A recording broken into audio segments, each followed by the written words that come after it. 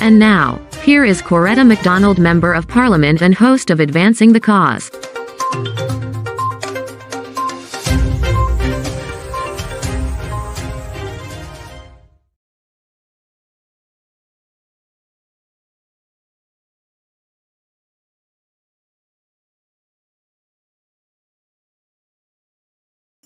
Everything that is true we share in this program. We share with you highlights of what is happening in the country, around the Caribbean, and for those who are close to us. And so I want to welcome you once again to another episode, like I said, of Advancing the Cause. Just before we get into our real program for this evening, I want to share with you some highlights. I'm not going to go into a whole lot because we've got quite an interesting talk this evening. And you know, this evening our talk is security and crisis. As a matter of fact, the entire country is in crisis. Everything just falling apart. And very soon, maybe some of us will start floating away with the oil. But for our highlights for this evening, and before I give you the highlights, let me welcome all those who are watching us. I know we usually have our persons from the US, persons from the UK, persons from Canada, persons from within the Caribbean, and just about everywhere. As a matter of fact, last week I was cautioned that I need to say hi to our folks in Switzerland. It's late now, but they are up and they are watching this program. And thank you for watching us from way out there in Switzerland. And so our highlights for this evening, healthcare. Our healthcare is in crisis. In Mabaruma, I'm learning that we have just one driver there for the ambulance, one ambulance driver. And so you can understand when we have issues, what happens there. And so the indigenous struggle continues. And so Minister Frank Anthony, you have quite a lot of work to do. And we expect you to do just that. The people of Guyana deserve better. Our Amerindian brothers and sisters, they deserve better. So come on, do what you have to do. Yes, you've been installed, but we expect you to do what you have to do because you're holding the seat of or as Minister of Health. And then we have the other big one, new ferry service for Region 1. And in Region 1, we're going to be having a new ferry there. And that ferry is going to be coming from India. I have a photograph that I'll show you a little later where we are going to compare what we have now with what is expected to come. And you know, in this day and age, I don't know how is it that we are looking to buy those kinds of boats. But my folks, you are going to be the judge and you will tell me whether our taxpayers' dollars are being used for the benefit of us, or they're used as gifts for friends and families and some those who are near and some who are far away from us. And again, we go with oh gosh, this one is hitting and it's trending all over. We have the issue of the road cop who shot and killed a young man, but we're going to get more into that. And I want to share with you again, we're talking about road cops, and we have another road cop who was charged with stealing cannabis from the police station. Imagine that, a cop charged with stealing cannabis from the police station. And I would suspect that that would have been cannabis that was seized or confiscated after a raid, and that there would have been used as the evidence. And so here is it, we have a cop stealing the cannabis from the police station. And then we have a Coretta high car driver who has been charged for rape of a school girl. And that's so much so for our highlights this evening. And we are going to be having quite an exciting time. And so for all those who are watching, call your friend, call your neighbor, call your sister, call your brother. Just tell them Advancing the Cause is on, and it's time for them to share the link. Tune in and share the link. With me this evening, one of my guests here this evening he's no stranger to any of us. He has served this country with distinction, and he has given service quite a lot in different capacities. And this young man that I'm talking about, he served as the top cop, which is the commissioner of police. He served as a former commissioner of police, and he also served as a minister in the APNU AFC government. And so I want to welcome to this forum no other than Comrade Winston Felix, former Minister of Citizenship. Thank you for being here with us and advancing the cause. It's a pleasure, and thank you for your kind words of welcome. Well, Mr. Felix, like everything else, we know that you have given distinguished service to this country. And when we talk about security, that's right there down your alley. And our topic for this evening says security in crisis. And it's not only security in crisis, but it encompasses everything else. So our people are in crisis when we talk about security. Your thoughts, just your broad thoughts on that for now. Well, based on the number of criminal matters coming before us, there is this tendency to feel that security is indeed in crisis. You have policemen doing all sorts of things, all sorts of crime. You spoke about cannabis. There was one hijacking a hire car the other day. There are reckless shootings by the police, and the number of incidents occurring involving members of the law enforcement agency and in society, the crimes being committed, the frequency they are committed. And in some cases, we are not hearing about charges. It is not difficult to consider the security situation in this country as being in crisis. And so I think your topic is appropriate. We need to see more evidence of quick action by the police where crimes are committed. We need to see that there's evidence of planning.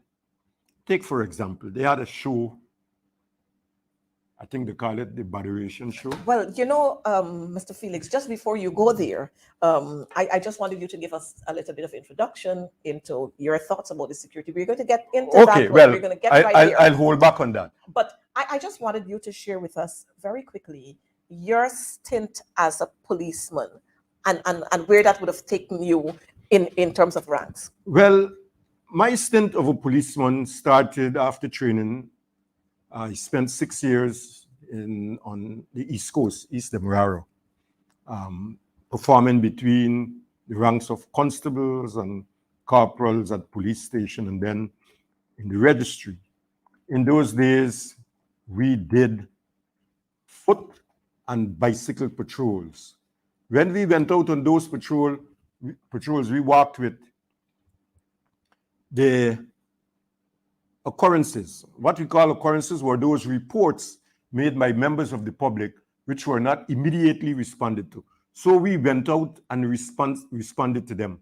And this was so on every station on the East Coast. Whether you started at Sparendam or you ended up at Maikoni, the system was the same.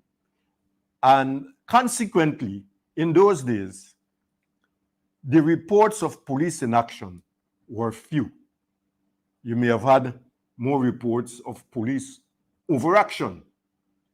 But within, let's say, the past 20 odd years, we find that there's less emphasis on policemen on beats and patrols, we find police in a containerized situation. They move around in vehicles. As I moved up the line, I have had to deal with many of these problems. As an assistant superintendent in Lethem, as a divisional commander in Borbis, these problems faced us. You had to be strong in your command and control to get the people at the stations to do things correctly, to respond to reports, to serve the public with courtesy, and allow them to feel dignified when they are in the presence of the police. And even when I was commissioner, we started to ensure that, and I had a program, I developed a program to ensure that police responded promptly to reports. I had some successes and I had some failures which I had to deal with very firmly. But generally, I think that looking at the police performance over the years, I want to feel that there has been a decline in the efficiency of the service being offered to the public. And this is where I would like to call upon those in authority to look at the force critically. What is it supposed to be doing? What it is not doing. The force has to be able to criticize itself if it is to improve on the quality of service being delivered to the public. The public deserves the highest quality of service. I know that in all this, training and supervision are important, extremely important. For training, I can't say much, but I am not seeing much evidence of training. The incidents which are occurring suggests that more training and supervision by the corporals, the sergeants, and inspectors need to be enhanced and to hold the constables accountable for what they do. And these are some of the important features which, over the years, I have seen and I have to grapple with to ensure that the quality of service delivered to the public is at a high standard. Good. So, Mr. Felix, you spoke about what transpired when you were a young cop and when you started moving up the ladder. But we are living in more modern times now. And so we have police cars and we have bikes and so on. But the thing is, I'm hoping that the operators got the photograph there to show us, that clip there to show us. Just recently, we celebrated our independence anniversary, and we had a whole host of activities that were planned to help us to celebrate that occasion. And you know, one of the forums that we had there was what we call the Baderation concert, and by name and nature, we saw the effects of the Baderation concert. And then we had the whole big episode coming out of that Baderation concert with Skeng and Ben. If I were teaching in class reading, then the children, I would have asked the children for rhyming words. So we had Skeng and we had Ben. And we saw Mr. Ben there, the Minister of Home Affairs, issuing a ban on this artiste. I want to say to us that this artiste did not come here by himself, and we all know that he didn't just decide one morning he's coming to Guyana. He had to be contracted. What are the breaches that would have occurred to have caused the Baderation concert to really be the Baderation concert? Well, in my view, from listening to the stories being told and reading about it on social media, there has been, in that show, a departure by the police from the procedures and practices in place for holding such a concert. Firstly, when I took over in 2004, we had issues with previous concerts. So when the first concert came under my watch in Georgetown, Paul Slow was the divisional commander. And I called him to put some stringent procedures in place to ensure that young people enjoy themselves, but there must be no lawless behavior. And so we came up with a scheme. Firstly, we would call in the organizers, whether at the divisional command level or at the commissioner's level. Mostly is at the divisional command level. And there we would listen to the organizers as to how this concert would be organized. Thereafter, we would tell them this is acceptable, this is not acceptable. For example, we had cut out selling drinks in glass bottles. No concert held in this country could have had in those days a concert where glass bottles were served out to purchasers of drinks. That was one measure to ensure that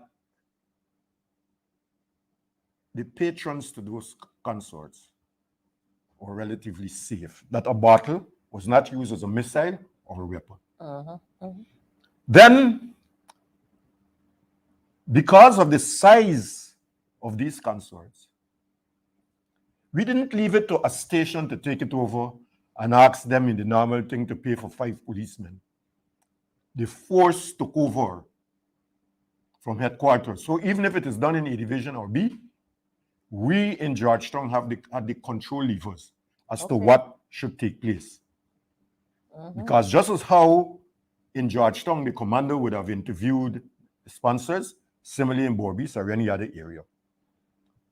And we would have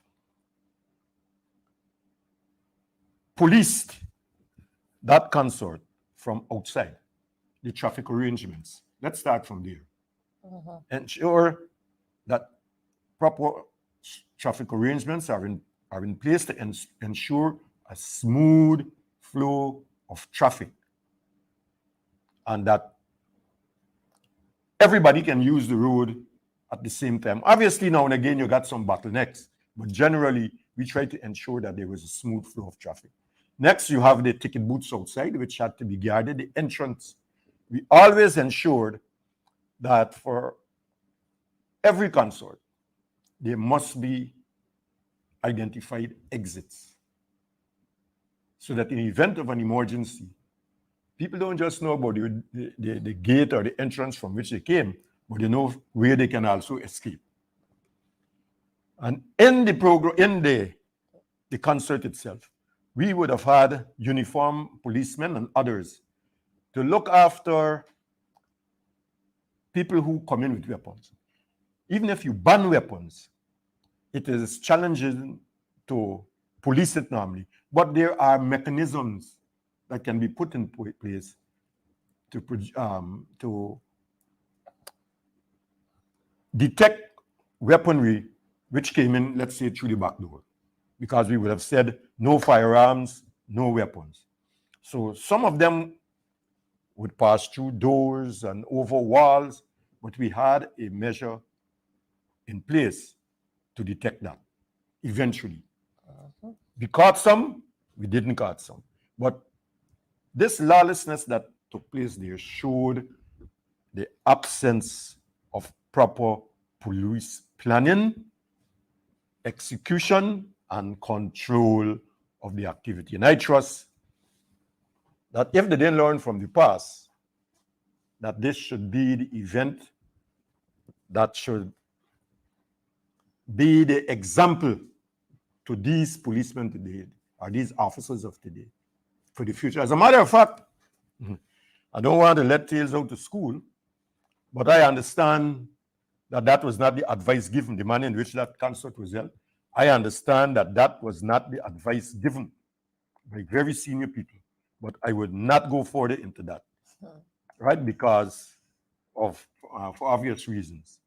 But the force needs to be professional, and you can't ban a consort or ban an artist because the consort went wrong. You have to deal with the people who also organized the consort. Because when they sit before you, they will tell you who is coming from where. And obviously, somebody that's you hear the whisperings, this man is a bad man, you're going to sing this song or this song. So you as the police will tell the organizer, you can't tell the man don't sing the song, but he has to be careful what he says in this country. If you allow him to sing the song, he has to be careful what words he is using. He cannot rile up the crowd into bad behavior or lawlessness. Mm-hmm. These are steps which were taken. To the point, before.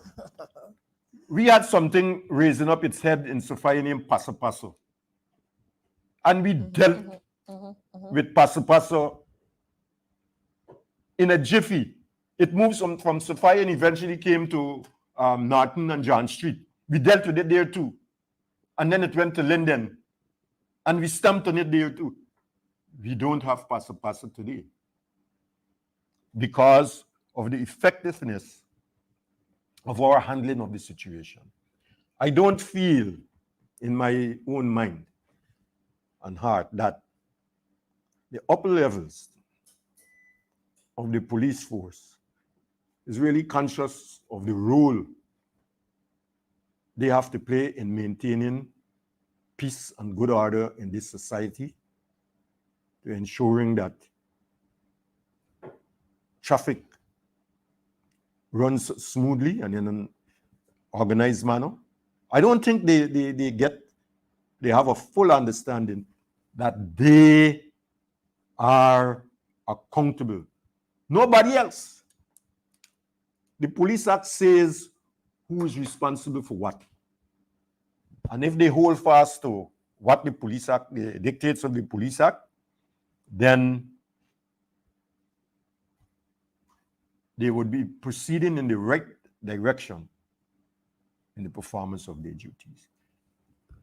Well, Mr. Felix, while I hear you, as a matter of fact, I was so upset because lives could have been lost at that concert. And I was so upset that I was one who championed that we should ban SCEM from coming here. But on a closer look, SCEM was not the person who created the confusion. Of course, SCEM as an artist, he's got to perform an act, he's got to perform a show. He's got to put on a performance there for its patrons and his fans. But the thing is, the promoters, and what we have seen the minister jumping there to do, trying to calm the storm, which is what they do all the time. They're always reactive to everything. And so rather than sanctioning the promoters, they have decided to sanction the artists. But what I noticed is that the managers, the management of SCEM or SCEM, whatever is its name, they did not hesitate to issue a response. And they were very damning when they said the government of Guyana should not seek to place any blame on the artist, because what they're trying to do here is to put him in a light where it can affect his reputation and his performances at other concerts in other countries. They should be blaming their organizers for not doing a proper job. And I remember having Mr. Paul Slow here, who served as an assistant commissioner. And he too was saying that, our promoters now, they want to milk money, but they don't want to spend on security. And I was hoping that the minister, having come out with this big fancy statement of banning SCEM, that he would have also put some form of sanction on the promoters, but we were not seeing any of this. And again, this is how we seem to be operating in this country. One side for this person and another side for that person, animal farm business. Your take on that? Madam Chair, you are on the ball. I would go back to my earlier point. That is the function of the police. It is the police who should have called in the promoters to understand exactly what is going to take place and to lay down the law. It was the police who was responsible for properly policing the event to ensure that they had a hand on lawlessness wherever it erupts. Their failure to do so is what was responsible for the show living up to its name, Botheration. No botheration, no show. First of all, I would have challenged them why the show has to be named Botheration. It might end up being just that. So sometimes you have to give the promoters some hints that the show might follow the name they give it. And you don't want that, because while we want citizens, young and old, to enjoy themselves, there must be relative safety and absence of lawlessness. These areas fall squarely on the shoulders of the police. You can't escape that. And nobody should come and tell me that the minister said, this politician in a high office said, because I know you have to represent your office. And if you can't represent your office, get out. You either represent the office you hold or get out. You can't have it both ways. You can't want to enjoy the office on the one hand and neglect the safety and protection of the citizens on the other hand. That's my position in it. It is the police who must perform this protective function. I don't know if I've answered your question, but by the failure of the police to perform their duties resulted in the lawlessness that took place. Mm-hmm. And this flows from the point where I want to suspect that government may not have laid out adequate policies for the police to follow in their law enforcement functions, or they might not be holding them accountable for these issues when they occur. So the police feel that it is okay to carry on as usual. Nobody would ask me anything. Mm-hmm. Mm-hmm. Or I can just make this excuse or say that, and it would be accepted. I fail to see that being a reality. What I expect from the police is to anticipate their duties and to ensure that protection of the public is given highest attention by the senior levels of the organization. If you can't do the work, go away. Simple as that.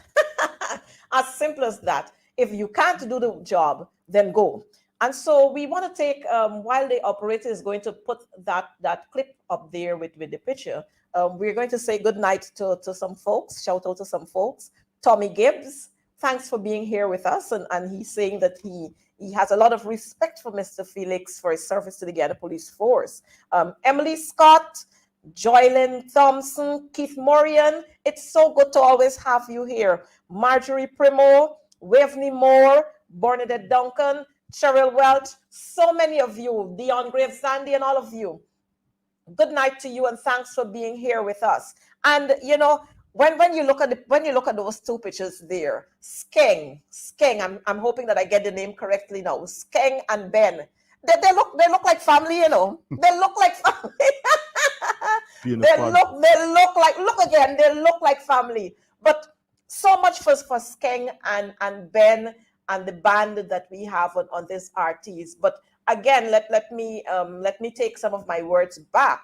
Where I'd ask for this artist to be banned, it should not have been the artists, it should have been the promoters who should have had a huge penalty placed on their heads for creating the kinds of confusion that we had there. But Madam Chair, if the police then lay down the standard, what the promoters have to guide them?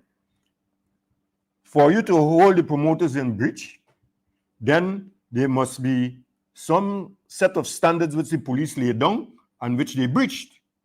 But if the police laid down no standard and they were allowed to run free and easy, run wild in hosting this concert, then the result is what we had and what we must expect. I am maintaining that law and order is a police function. And if it is not properly managed, it is not properly performed, you will always get disastrous results. They did not lay down any standard by which this concert should have been held. They did not. So the poor promoters thought that they had a free-for-all, and they did as they saw fit. Well, that's another part of the discussion we're going to. As a matter of fact, while you were speaking there, it dawned on me that we have an advisor on security, national advisor on security, something to that effect. My good friend, Mr. Jerry Govaya, who's supposed to be the advisor on security. Where was he in all of this? I mean, it seems as if we are just wild. We're just allowing things to go. And I'm hoping that somebody is listening and they can share this with the Minister of Home Affairs, as well as the national, the security on the advisor on national security, that we need to put a policy in place when it comes to hosting events like these. And again, Madam Chair, let me say this. The advisor on security has a national reach. We're dealing here with public security.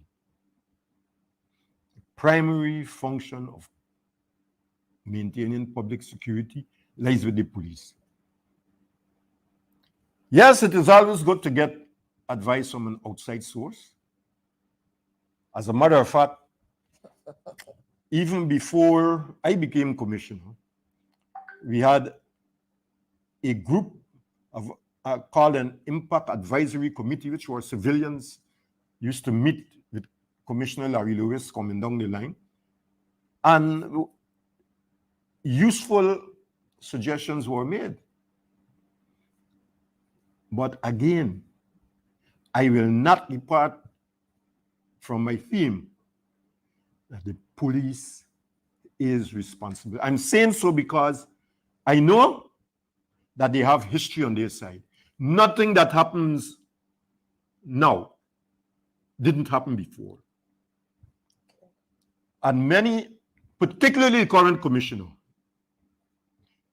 he is aware of how we dealt with these large concerts. Because on many occasions, while he was at the TSU, we had the TSU on standby when you deploy all your forces to manage the situation there. If it got out of hand, you had a set of people who could have turned up to deal with it. On this occasion, one wonders if they called out the TSU, if they had them on standby in the first place, and if they called them out to control the riotous situation, the lawlessness and the disorder that took place there. So again, I must come back to it. I'm not departing from this. Public security is a police function. You can have advice coming from anywhere. There have been examples in the past. There have people who've been trained locally and overseas. There are people with experience who know what should obtain. And had the powers that be followed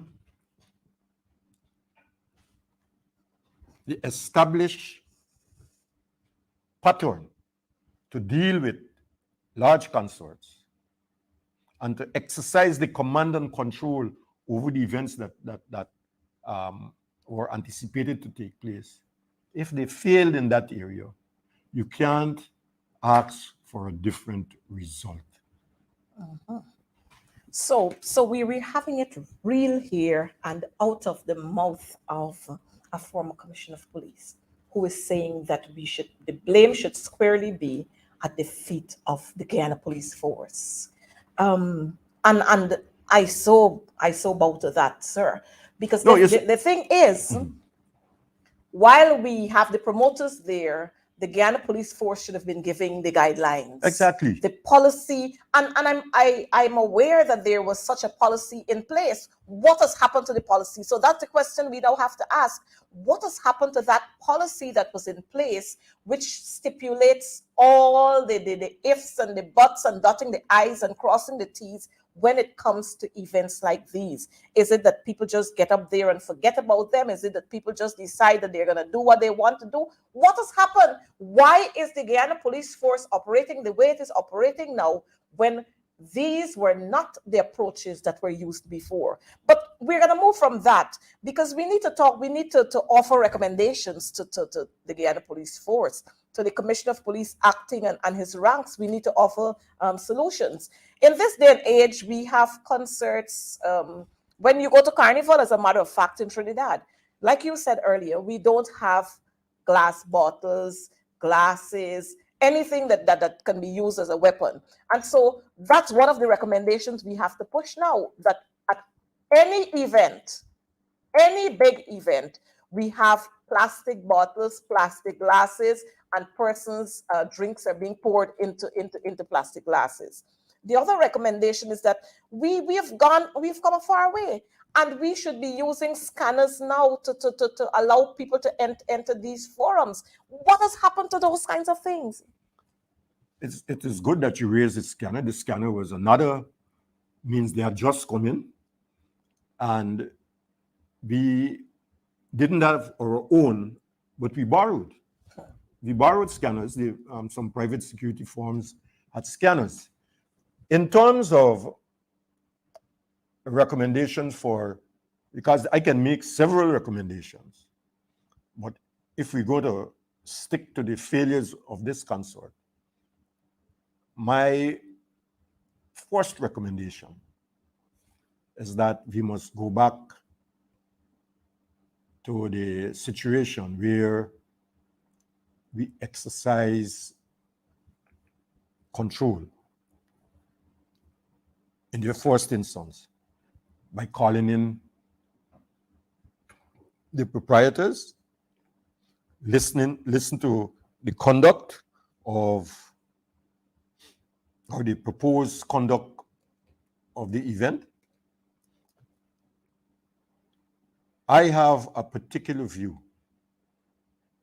which says, forget about extra duty. The police know what I'm talking about. The police must take control. Assuming that the event is a money-making event, and the promoters might be willing to pay a certain sum for policemen. My experience is that some of them are at the wit's end if the size of the police it's too large for them to budget for. I see this maintenance of peace and good order as being a function of the police. And money should not be an issue. Yes, the policemen might need more money, but the more important issue is the maintenance of law and order and the protection of members of the society. So I think there are instances that would justify, not all, but there are instances that would justify the force taking over the event and managing the security. That's my other recommendation to the ones you have made. The police need to lay down guidelines, the do's and don'ts. I mean, I can say it because I know it has been done. And I'm not here attempting to badmouth the police, not by a long shot. I see an issue and I respond to that issue according to the professional standards I know. So I'm not going to sweet talk the police and make them feel nice. In circumstances where there were big gaps, big errors, omissions, and a neglect, fortunately, I don't think we lost any life. Luckily, we didn't. But the optics from this consort didn't do the police force nor Guyana any good. We have to start from now on. I don't care which overseas artists come.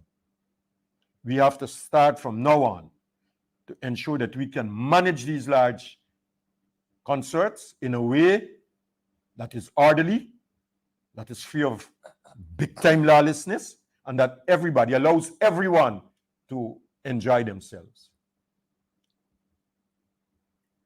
I am out of the police force 15 years now, and I know that the practices which I have been outlining here is not distant from the police today. What the police should not do is fail to observe history, fail to observe procedure.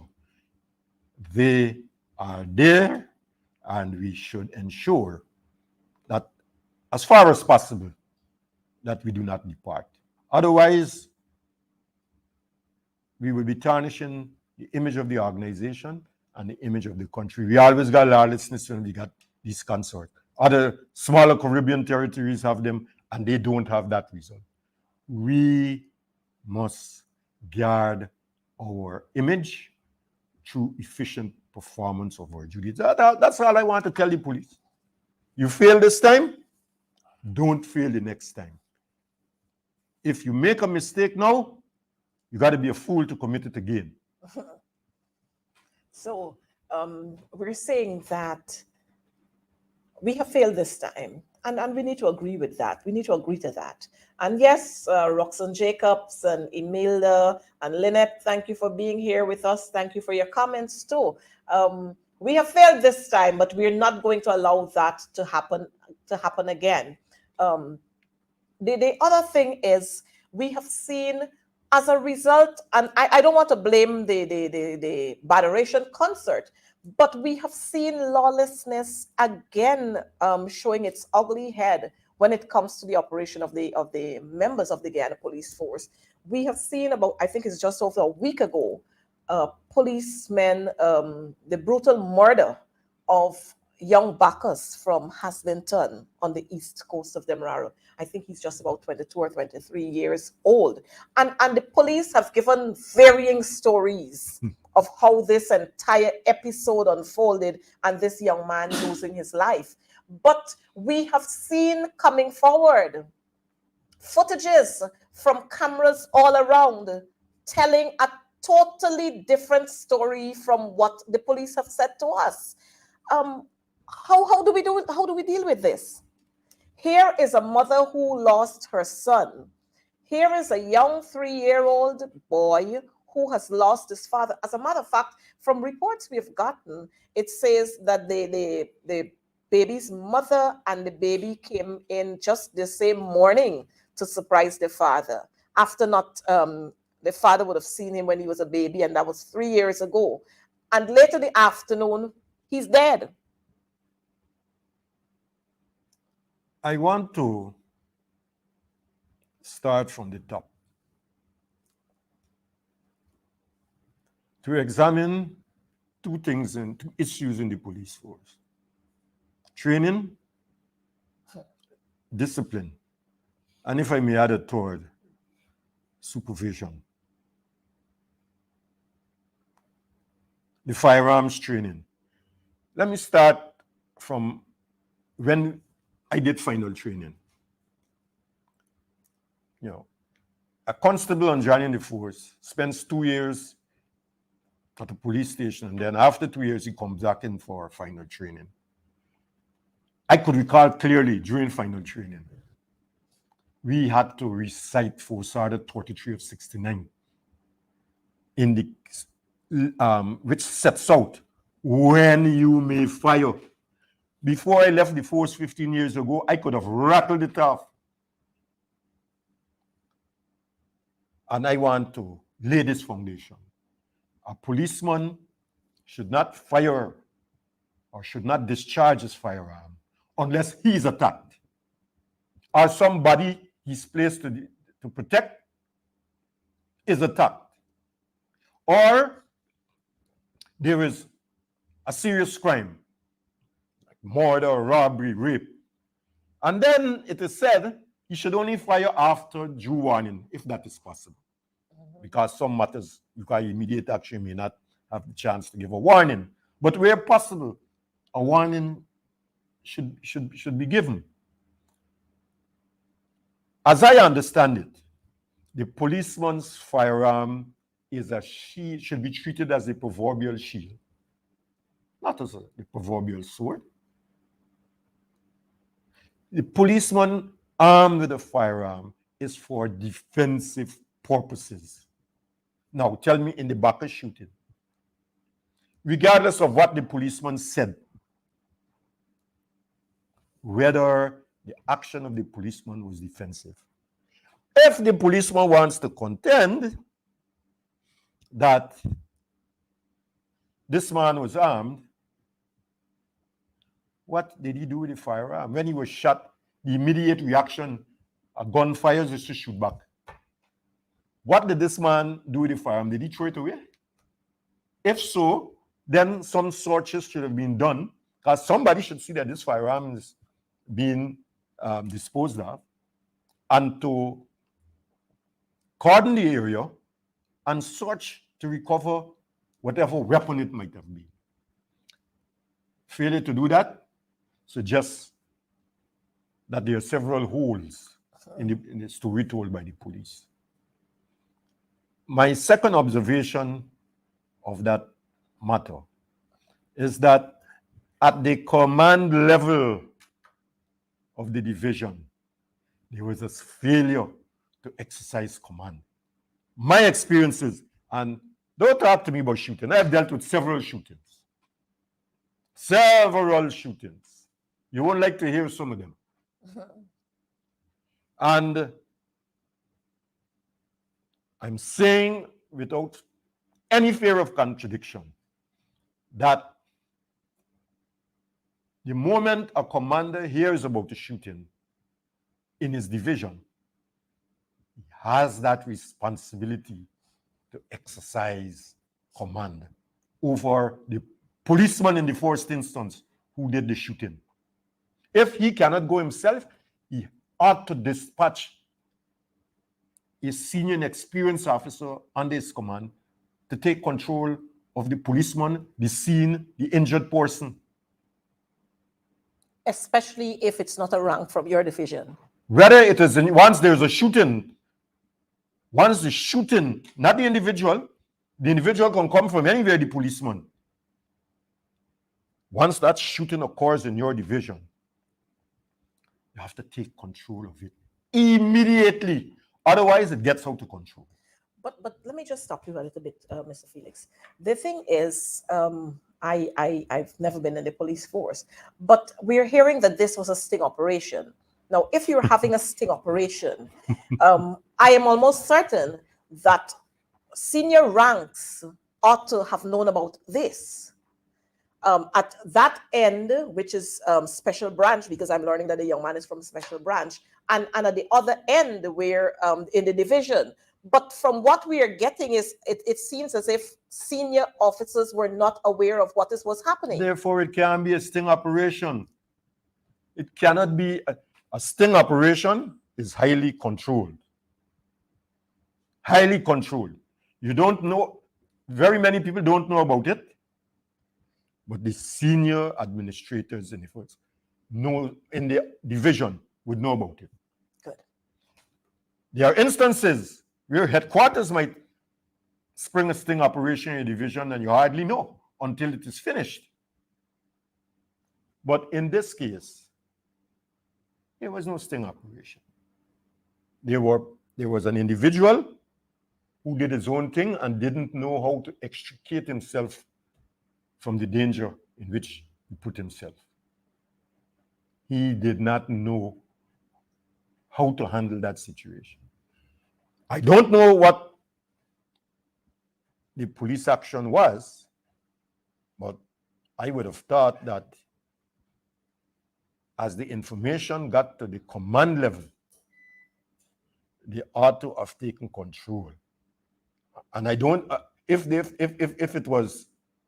it came to attention shortly after, they should have had the policeman at Kovanjan and the firearm that he used. But like I was saying, there are a number of falling standards. There are falling standards in the Guyana police force. I get the impression sometimes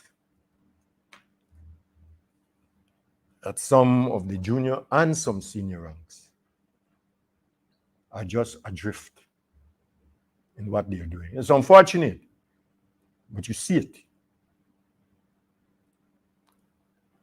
There is no exercise of control on serious, or very little exercise of control. Sometimes the control comes very late, when the situation is out of control. How could he come up with a position that he was on a sting operation? Who organized this sting? Who was in charge? Well, these are the questions that are being asked. Who organized this? Who was the most senior? Which senior rank you had on the operation? He must have had somebody who is reporting to. So who is that person? Well, all of those questions are needed to be answered at this time. But while we are going around and talking about what questions are supposed to be answered and how the operation and what, a life has been lost. And so we have a mother mourning, we have a young lady mourning, we have a son mourning, we have brothers and sisters mourning, nieces and nephews mourning, and an entire community that is enraged at this time. Are we going to continue to have these kinds of things happening? I mean, every time the police mess up, then we have the commissioner of police acting. He's got to go down there and they got to offer words of comfort, and now they're going to launch an investigation. I mean, the investigation ought to have started the moment the report of the shooting. In my time, a shooting like that occurs, there is a certain process, particularly a policeman is involved. The divisional commander must be informed. By the time you blink, the commissioner is informed, the crime chief. And a decision is taken whether that investigation would be handled in the division or from some team from CID headquarters. We don't hear these things happening now. You hear that there would be an investigation. Where does it go? Right. The next thing you hear is that the file was sent to the DPP inquest. And once it goes to an inquest, that's dead. Because we haven't had an inquest in this country since year when. Right? So I'm moving to the point where, because of these escape routes, accountability has suffered. Who is accountable for the death of that man? My view is, where there is reckless police shooting, temperamental police shooting, somebody got to be charged. And shooting which results in injury or death. I'm not in favor of chasing after every policeman who is at cause to shoot and to charge him. But there are certain matters which are so glaring. A policeman is not attacked. Why should a man die? Because he shoots. He is not attacked. His life was not in danger. He may have prepared a story that his life was in danger. Where is the corroboration?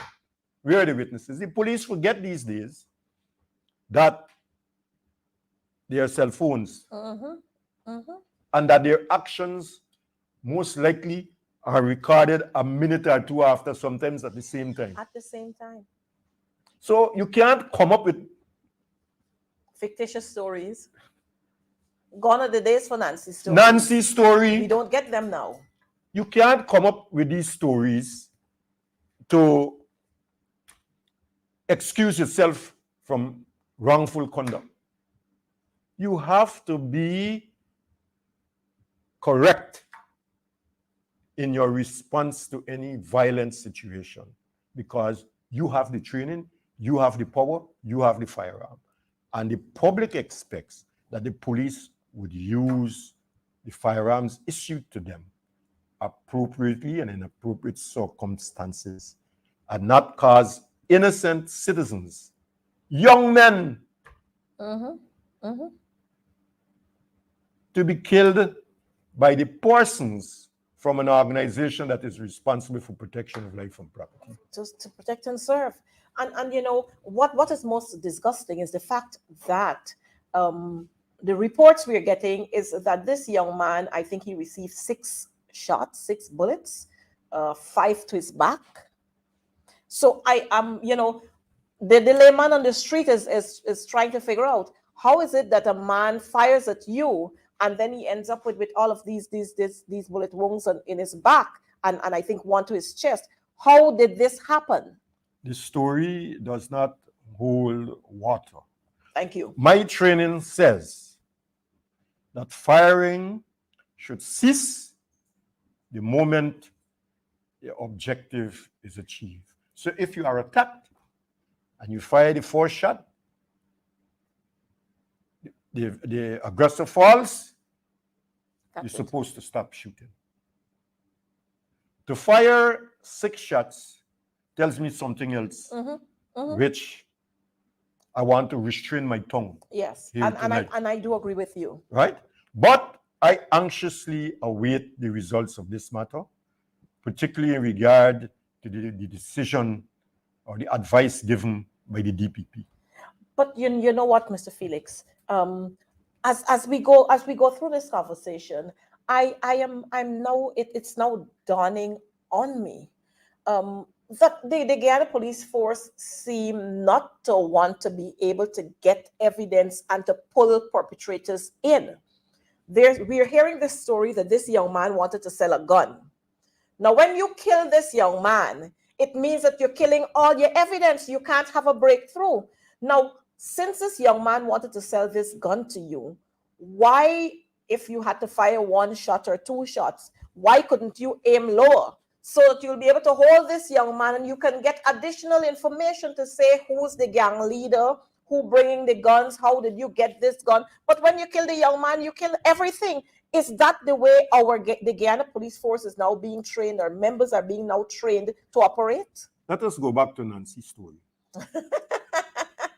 Nancy's story says that this policeman was on a sting operation, albeit we don't know controlled by whom. But let us assume there was a sting operation. A sting operation allows the behavior that causes the sting to be set up to proceed. So if the man come to sell a gun, you had money to buy it. Sting operation would have allowed the policeman to acquire the firearm through a purchase. And when you purchase, you got some other policeman to arrest him. That's what I'm saying. That is how the sting operation, the real one, not the Nancy story, the real sting operation. That is why it's a sting, because you allow this behavior to proceed, this unlawful behavior to proceed. You respond as expected by the suspect. You collect his money, and you, along with some other policemen set up nearby, would arrest him and tell him, well, this is a sting operation. we catch you selling an illegal firearm. That is how the sting operation had to go. So that the person in a sting operation ought not to die because he wants money. He wants to give you this gun and collect money. So why would he want to shoot you so that you have to shoot him 6 times? That is where the Nancy story develops. But then you're hearing now, yesterday, the day before, and today you're hearing about a young lady that is the center of all of this confusion. And so you're here, and in addition to that, the young man who did the shooting, I'm not sure whether it was that young man alone, Nobrick or something like that, I think is his name. I'm not sure he alone fired. But you're hearing that there was another policeman who was carrying out, who quote unquote was carrying out the transaction with Bacchus. And then this other policeman came out from the car or whatever he was in, and he had this gun pointed at the young man. This is what eyewitnesses are saying. And we saw footages of school children running, dashing all over the place, and other citizens dashing all over the place. Now, the thing is, again, sting operations, like you said, don't operate like this. And you have to be very, very careful with the manner with which you fire firearm, especially in areas where you have lots and lots of persons operating. That is absolutely correct. We were taught, let me start with that very point you've made, that an excuse for shooting, not shooting, an excuse for a policeman not shooting when he should shoot is that he was prevented from so doing by persons in the immediate neighborhood. That's my training. So not because you have a reason to shoot, you just pull a gun and shoot. You have to know the environment where you are and whether it is safe for you to shoot without injuring innocent bystanders. First of all, I learned that since in the 70s.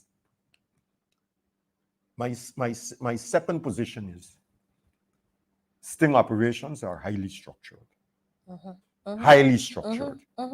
And somebody ought to be in control of what is expected to take place. And so my conclusion is the sting was a sting on the police. Well, and it stung the police. Well, it's stinging both ways, because here is it, we have a young man who's dead. Exactly. And so that sting is really stinging the family and the community. And then the policemen and the policeman or policemen, they are going to find themselves. And I'm hoping that they have, I noticed the family members and other residents, they were demanding from the Commissioner of Police acting whether indeed the young man was under close arrest. But my thing is, it should not be the young man alone. It should be all of them who were involved, all those who were there with him should be under close arrest. And the folks were also saying they're not comfortable with the police investigating the police because they know what can come out of that. How do we move from there? Well, you know, when you asked me to make that opening statement, a thought slipped me, and it came to me afterwards. I'm going to make that statement now. When I was a constable at Mahaica in 1971, with less than 12 months service, we had to escort prisoners for court on Tuesdays. And to do so, we had to catch a car at Mahaica and catch the police vehicle at Coven John to pick up the prisoners in Georgetown and bring them to Mahaica. Let me tell you this. I can recall several mornings. By the time I step on the road with that uniform, a car would stop. Officer, can we give you a lift? Not now. In hindsight, I came to recognize that was evidence of respect for the police. This less than 1 year constable, people in those days, to have a car, you had to be somebody up there in very many cases if you're not a businessman. And for a member of the public, not once, on several occasions, to stop, officer, Can I give you a lift? I took it on several occasions and came off at Covanjan. Now, you will have that reaction by the people at Haslington where the shooting occurred. When the respect, trust, and confidence in the police It's no longer has there. waned to the lowest possible level.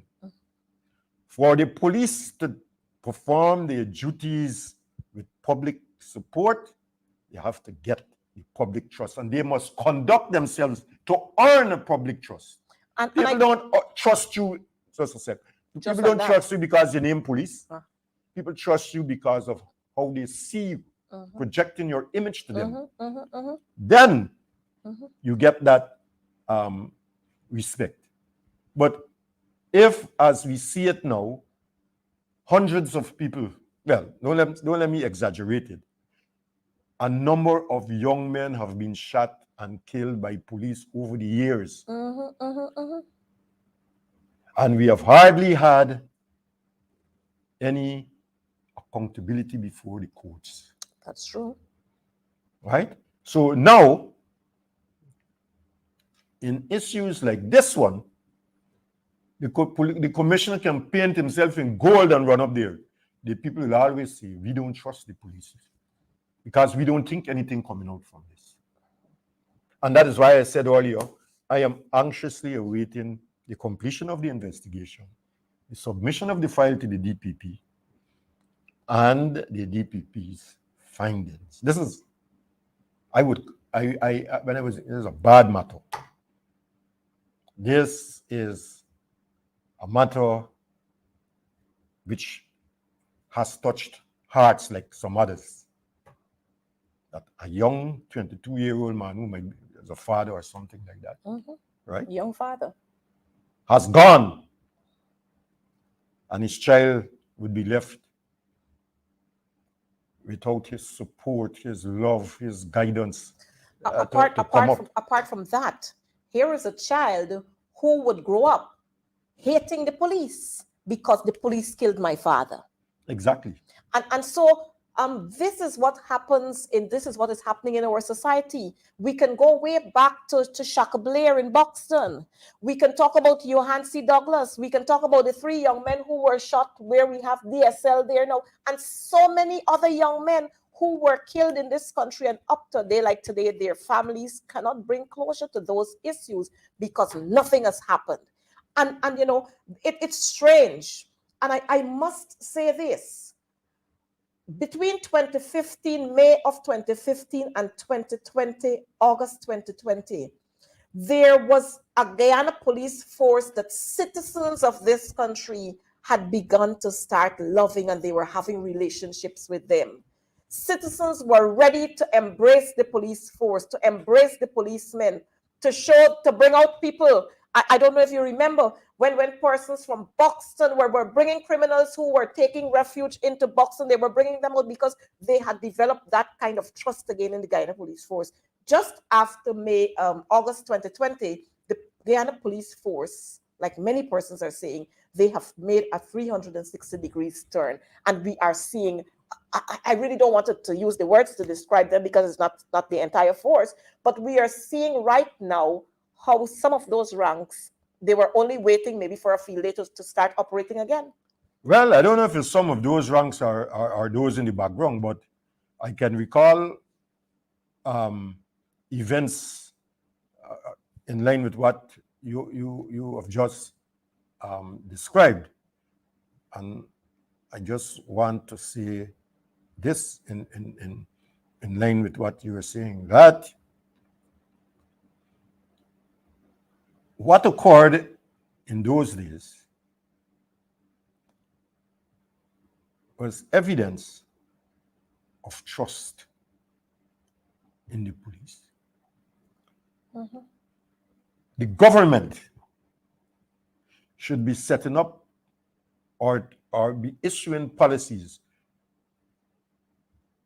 to the force to build trust and confidence in the public. That should come from government.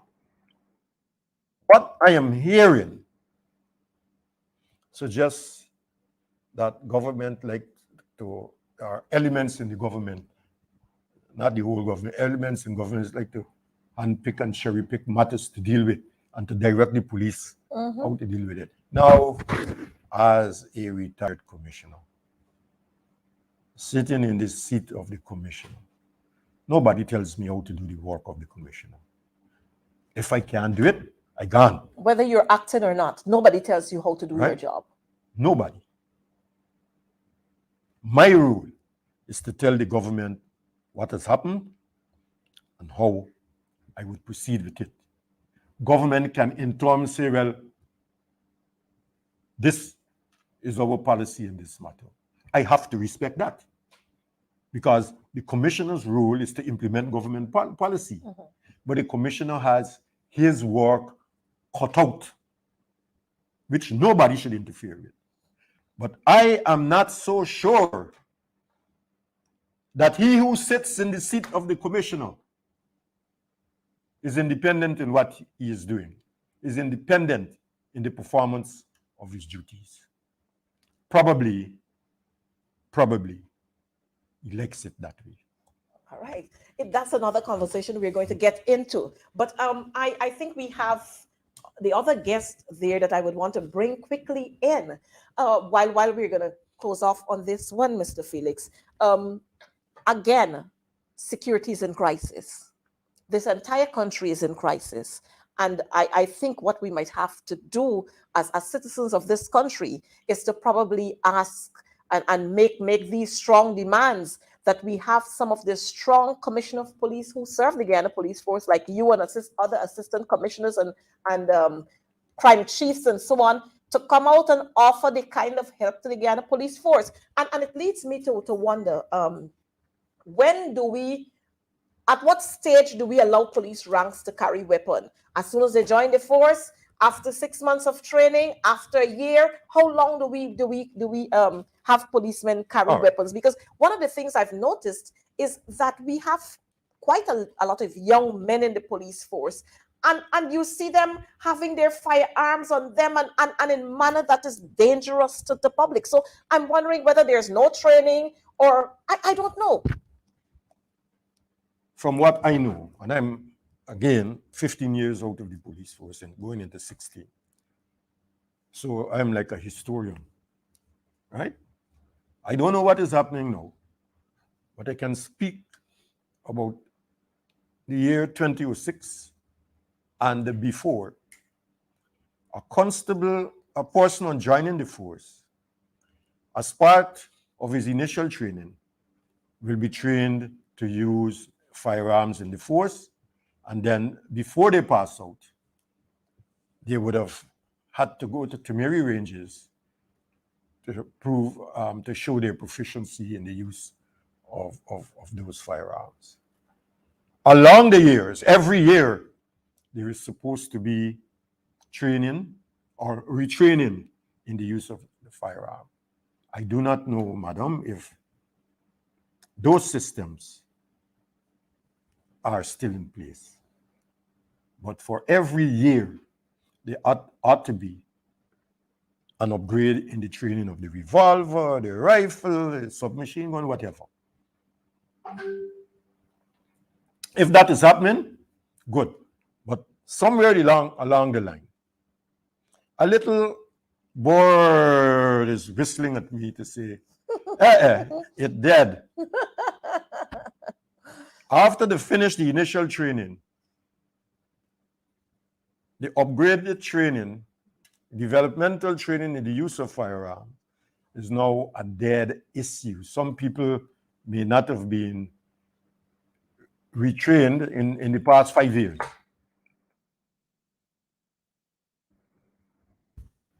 But generally, the system I left and the systems many others left had a facility for training the use of firearm before you use the police force and for an annual refresher upgrading training done annually, right? So I don't know where The force is now on training.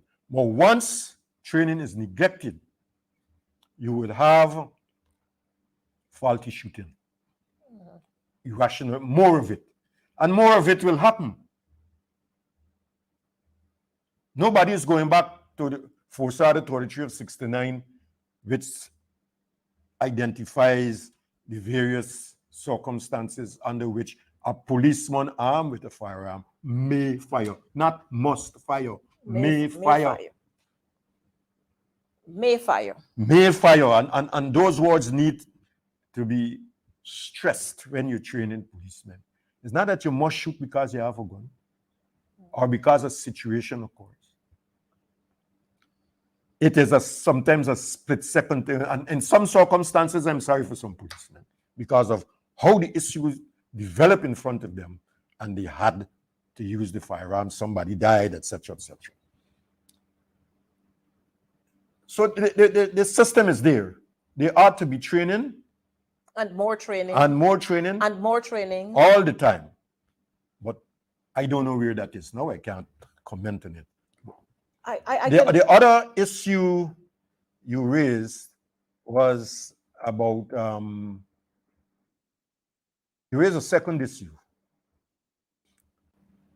concerning what it was. Well, we talked so much that I can't even remember too, but it might very well come back. Right. But the thing is, we have my brother there, Kirk Fraser, who is a teacher and a central executive member. Kirk, good evening to you and welcome to Advancing the Cause. Are you there? Hi, good night, Coretta, and good night to your viewers. Good night to Comrade Felix. You might need to unmute.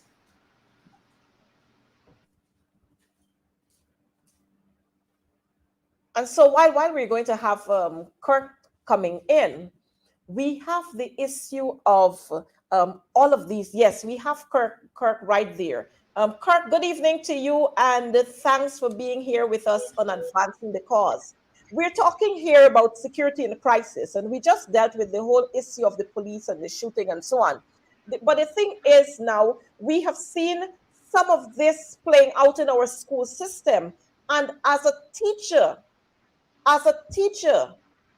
we've seen the two incidences we had at Lodge Secondary School and at New Campbellville Secondary School. As a teacher and as a parent, your thoughts on these issues?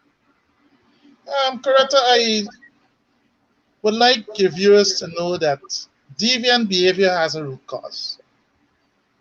And as an educator, we must look at the root cause of many of these issues that are plaguing our education system. Children don't wake up one day and start to behave in a certain manner. And I'm seeing from the Ministry of Education that we are not doing our homework, or we are probably running away from what we would have learned during our psychology training and so on that we would have experienced at CPC and the University of Guyana.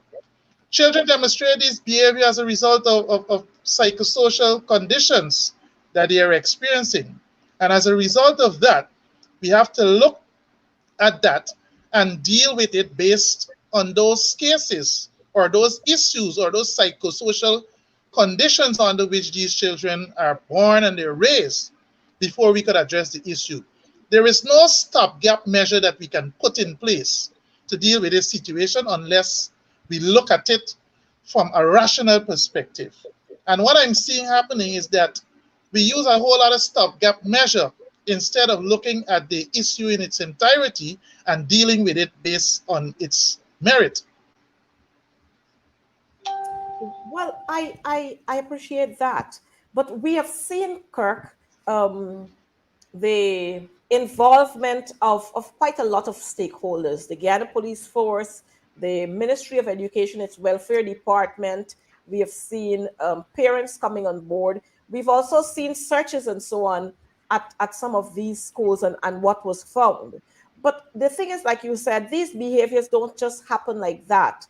As a parent, what is your take on this as a parent? And more so, what advice would you offer to our teachers and to the Ministry of Education officials? Coretta, my perspective on this is that if we should look at early social deprivation, and if we should look at what Bruno would have said about early social deprivation, is that these experiences are produced and they cannot be reversed as easy as we look at it. So one of the things that I would recommend that in certain schools which attract students from certain catchment area is that we should look, or we should do more work in those communities. Some communities are deprived of some certain basic stuff. For example, in Region 6 or New Amsterdam, where I live, there is a community of Angais Avenue where the children attend the Vryman Irving Secondary. And if you should look at the community of itself, that is totally neglected by central government, Ministry of Education, and everybody, you would find that deviant behavior starts in the community. There is no social impact program that is planned for the community. The community continues to be neglected socially, emotionally, and religiously in some perspective. And as a result of that, we are experiencing what we experience. If you look at those two schools, you will recognize that the students that are there come from a certain catchment area. And those catchment areas are being deprived of certain basic social skills and financial, or we can say areas that are poverty stricken. Persons are unemployed, single parent families and so on are very prevalent in those communities. So we have a whole lot of work to do. And I don't believe if we use a stopgap measure, it would help us to solve the situation. You can bring police in every day, every night. You can have all that you want to do, but it would not remedy the situation. These areas need counselors. We need to have after-school programs to help the students, to show them a different life. You know, if we have after-school programs where we show the kids something different outside of probably early sexual activities, and you deal with human reproductive sex and drug abuse and all of these programs would impact positively on the life of these students coming from these areas. And I have not seen the government putting any system in place to deal with the social aspect of the children living in these communities. And as a result of that, generations and generations would come out of these communities being affected because nothing is being done in a comprehensive manner to deal with the situations. You know, and I would say that we have to look at it from what it is, and we are not doing that. You know, So parents need to be actively involved. We need to always communicate with parents. And what I find it very difficult now working in the education sector, because the things that happened long ago is not prevalent in our school system today. People are not producing the type of policies that would help our students morally. There are certain values that we need to get back, or we need to implement in our students. For example, I'm hearing now that shortly there will be removal of hairstyle, and children must not come to school looking modest and all of these crap. You know, this is not going to help our situation. We have to look at our moral values, and we have to curtail them. We have to reinvigorate them in our students, so that our students would be aware what is right from what is wrong. And we are not doing that. We are looking to all the Western policies without refining them, you know, and just implement them at a harem scare manner. We need policies that is going to help our students as well as help our teaching staff. What measure of discipline can we use in the school system today to help our students to understand that rules and regulation need to be followed? If the ministry can give me something that I can work with, or we all can work with, as you're a teacher too, we will be in a better place. But there is nothing, there's an absence of something that we can use to deal with our students. Well, you know, Kirk, I'm happy that you were giving us this perspective from that of a teacher, how you feel about being in the school system now, the policies that the Ministry of Education is having, what they should actually be doing. And it should not only be the Ministry of Education, but there should be collaboration among ministries so that we can deal with some of these social ills in our society. And like you rightfully said, we can have all the systems in place, but if the children are hungry, they're going to misbehave in the classrooms. If the children Indeed. are coming from families that are broken, and this one pressuring the other one and the other one, and so on, when they come into schools, they are going to find themselves, and they will want to find themselves, and to ensure that because somebody bossing me at home, I got to boss somebody around here. And this is where counseling is important. And I am not sure how much of that the ministry is really looking into. As a matter of fact, let me say this. If we look at some of the areas where we are having these problems, there is little or no help that is being given to these communities. What we do is to, like everything, like everybody else doing, we react to everything that is happening. But we as teachers are the ones who are placed in dangerous pathway, because we have to interface with those students. We have to interface with their gangs when members of their gangs come to the school, just like what happened at New Campbellville Secondary. As we speak, teachers at that school are traumatized. They are crying up to now. As a matter of fact, one teacher said to me, "Miss, every time I close my eyes to sleep, I'm remembering what happened. I'm remembering those boys in the school compound. I'm seeing the cutlasses in their hands." And these things ought not to happen in our schools. But like you rightfully said, we are not putting the systems in place to ensure that our children are catered for in the communities from which they come.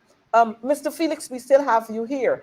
And we've recognized that we've requested the increase of police patrols in and around those school environs. And we now have Vyman Zervin Secondary, which is another school that I'm hoping that somebody is listening and they'll tell the Minister of Education that we should have those kinds of systems that we've implemented at Lodge and at New Campbellville Secondary, that we implement them at Vyman Zervin before we have something else happening there, because we've seen a couple of episodes there. We have you here, sir. Could you say to us what are some of we have the police there, and the police are searching the students. They have found weapons on them. They even found an air gun. I know some persons are saying that they don't think it is right, it is illegal for police to be in the school and searching the students. Your take on that? I hold close to the view shared by Sir Cork, if I may refer to you, Sir Cork. And when he spoke about counseling, I think when I heard of these incidents, the first thing that came to mind is that these children came from homes. Uh-huh. And the teachers are faced with them from 8, 9 until 3, 4 o'clock in the afternoon. The parents are not there, but the teachers have to deal with the deviant behaviors. Mm-hmm, mm-hmm. And unfortunately, in some cases which have gone public, the parents don't seem to support the teachers. Mm-hmm, mm-hmm. As a result of they need support themselves. Right. You're correct. As a result, you have a reinforcement of wrongdoing in the children. Mm-hmm, mm-hmm. But Do I want policemen in schools? I feel that there is a need for limited police presence. You have a search to do. You invite the police, you search, the police will take possession of the weapons, whether it's a cutlass, a firearm, or a knife. I don't hold a strong view of a permanent or a long-lasting police presence like 8 hours. I don't believe that would work. You have an operation, you want to clean up the school, call in the police, they assist in the search, removal of weapons, and they go their way.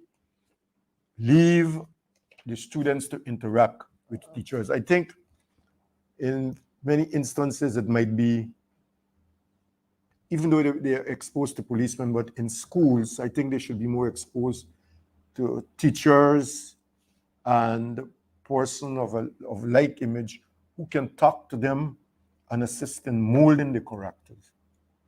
That is what I feel should be done with young people. The policemen should come, do the work, and go.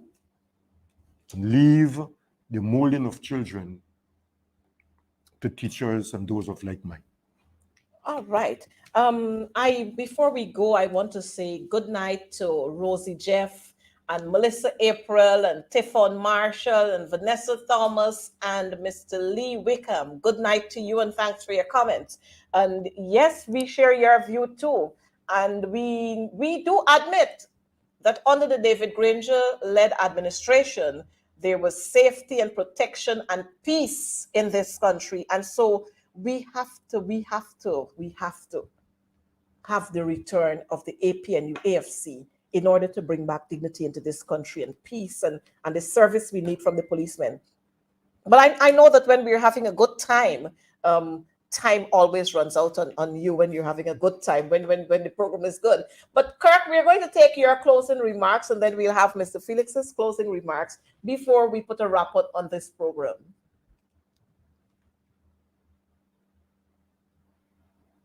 Kirk, I think you're muted.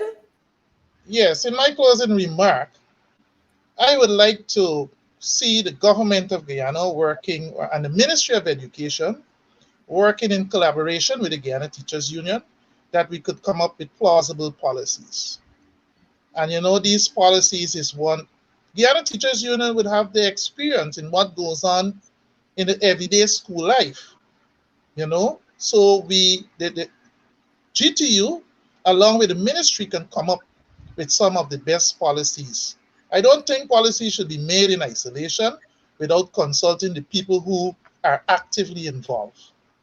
So I would recommend that there should be more collaboration between the Ministry of Education and the Guyana Teachers Union on these issues. I'm also asking that there should be more investment in certain communities where these kids come from. We should have more investment, you know, in terms of spiritual development, in terms of infrastructure development, in terms of afternoon classes and counseling in some cases.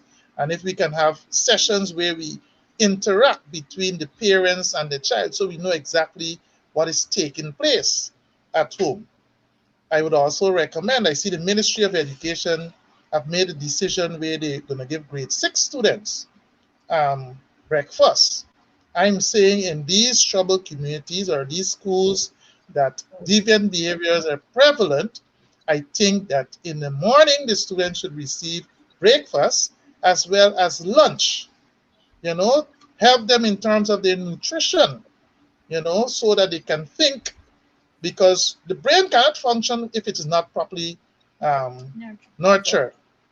So we must ensure that those are implemented in these schools, and counseling should be a priority in terms of us having counselors present in the school system, whereby children that have varying problems, whether it's poverty, whether it's peer group pressure, whether it's bullying, they can speak to those counselors, and they can receive the necessary help that they so need, so that we can provide a society where persons are more meaningfully, can contribute meaningfully to the society, not filling up the jailhouse and so on. Because that won't solve the situation. You could put up people in jail ever so often, you're going to see they're going to return to jail ever so often.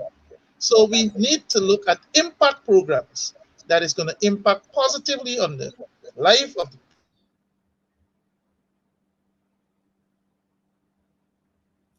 I think Kirk is having some problems at his end. But while we're going to take, Mr. Felix, we'll take your closing remarks before we wrap on. Thank you very much. Your theme this evening is most appropriate. A crisis in Security in crisis. security in crisis The country in crisis. is most appropriate. We don't, or we see too many wrongs going on in the society. That we call right Yes, in some instances. exactly. Every day is something wrong with the police or some infraction by a member of the Ghana police force or by government or some such person. And then we have the school situation erupting in our very presence and in the era of this government.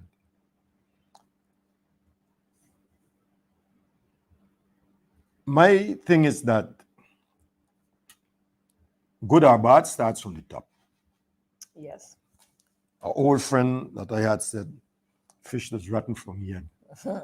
Some people don't like it if I make this statement. If the government of Guyana sets itself the role of providing policy to ministries like Home Affairs and the police and holding them accountable, empowering them to do their jobs rather than micromanaging, I think we're going to get a better police force, providing that they get the resources, not just vehicles, but they need training. I understand what happened during the period of COVID, but it is time that we get on track and get the force trained. And let me just add to this, not only the Guyana Police Force, but we're going to have better education officers who would be able to perform their duties the way they ought to perform their duties and not be having this kind of whatever dangling over their heads where and that's the situation we have now where officers are scared to talk, they're scared to act because you have politicians who are directing the show and they're issuing what is supposed to happen and what is not supposed to happen when they have no idea of what should be happening there. The police need, and I suspect this might be similar for other ministries, including education. They need resources. You need resources, for, not just buildings. I notice a rush to repair buildings. Good, very good. But what happens in the building? Who's performing in the, and how are they performing? And what do you give to them for performing? Exactly. Those are issues I think the government should have close at heart and not just talk about it, but make it happen in terms of improvement. We saw for 5 years under the David Granger administration that there was a change in education, the failures, there was an improvement in subjects like, because he emphasized the need to improve the quality of training for children in mathematics and sciences and so on. And his programs and budget went in those directions. And similarly he named the Ministry of Home Affairs, he renamed it Ministry of Public Security to focus on the issue of public security. We go back and we change it to home affairs. What affairs are you talking So it's about? home, just one home. Right, home affairs. It's time we get rid of that name. The police, the prisons, and fire are responsible generally for public security. And that should be the government's focus and the focus of those services. I don't want to lambaste the police, but the police, I want to make it very clear, have not been doing many things professionally to earn admiration and respect of the public.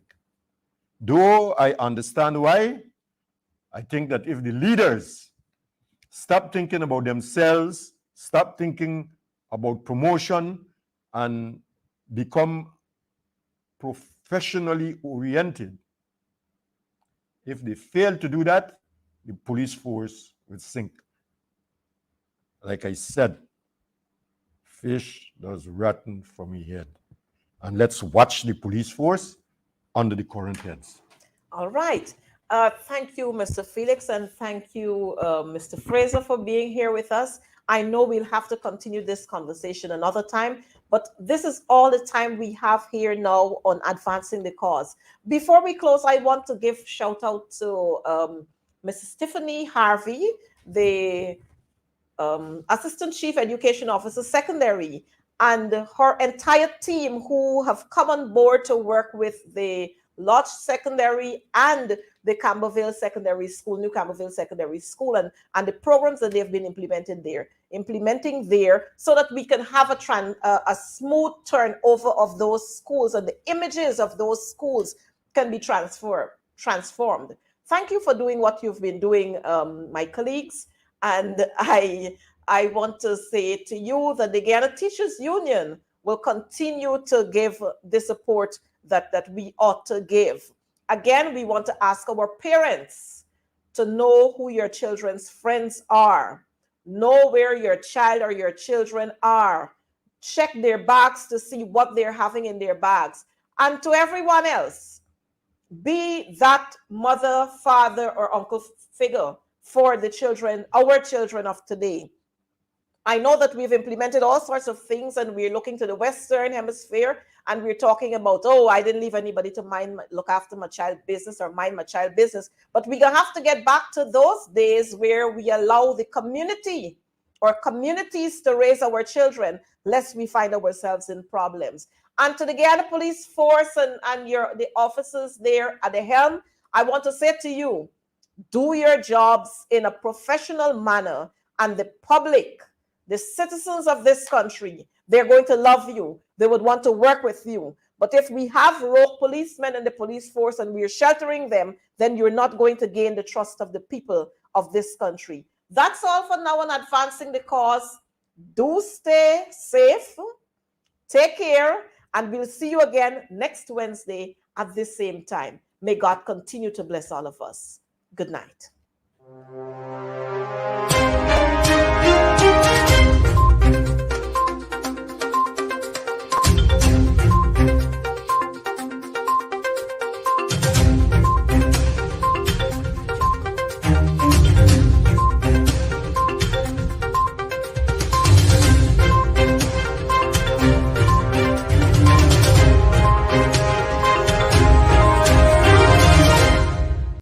Thank you for watching our program. See you right back here, same place, same time. And remember, hold the line of battle, comrades. Our victory is sure.